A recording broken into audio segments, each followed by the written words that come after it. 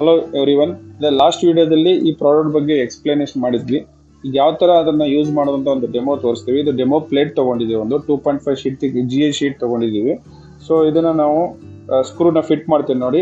As per standard 2.5ಗೆ ಏನು hole ಮಾಡಬೇಕು ಆ ಹೋಲ್ ಸೈಜ್ ಮಾಡ್ಕೊಂಡಿದ್ದೀನಿ. ಹೋಲ್ ಸೈಜ್ ನಿಮಗೆ ಡಾಟಾ ಶೀಟ್ ಅಲ್ಲಿ ಪ್ರೊವೈಡ್ ಮಾಡ್ತೀವಿ. ಸೊ ಇವಾಗ ನೋಡಿ ನಾನು ಇದು ಫಿಟ್ ಮಾಡ್ತೀನಿ.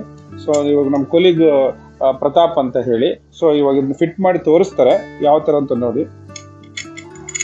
ಜಸ್ಟ್ ನೀವು ಆ ಹೋಲ್ ಅಲ್ಲಿ ಇದನ್ನ ಇನ್ಸರ್ಟ್ ಮಾಡಿ ಗನ್ನಲ್ಲಿ, ನ್ಯೂಮ್ಯಾಟಿಕ್ ಗನ್ನಲ್ಲಿ ಅಥವಾ ಇದು ಬ್ಯಾಟ್ರಿ ಗನ್ ಯೂಸ್ ಮಾಡಿ ನೋಡಿ ಎಷ್ಟು ಈಸಿಯಾಗಿ ಒಳಗಡೆ ಹೋಗ್ತಾ ಇದೆ. ನೀವು ಕ್ಲೋಸ್ಅಪ್ ಅಲ್ಲಿ ವಿಡಿಯೋನ ನೋಡ್ಬೋದು, ಇನ್ನೊಂದು ತೋರಿಸ್ತೀವಿ. ಕ್ಲೋಸ್ಅಪ್ ವಿಡಿಯೋ ನೋಡಿ. ಜಸ್ಟ್ ಈಸಿಯಾಗಿ ಆಟೋ ಟ್ಯಾಪ್ ಮಾಡ್ಕೊಂಡು ಈಸಿಯಾಗಿ ಒಳಗಡೆ ಹೋಗ್ತಾ ಇದೆ. ಮತ್ತೆ ರಿವರ್ಸ್ ಕೂಡ ತೆಗಿಬೋದು. ನೀವು 1000 ಟೈಮ್ಸ್ ತೆಗೆದು ಹಾಕಿದ್ರು ಕೂಡ ರಿವರ್ಸ್ ಬರುತ್ತೆ. ಮತ್ತೆ ಫಿಟ್ ಮಾಡ್ಬೋದು. ಆಫ್ಟರ್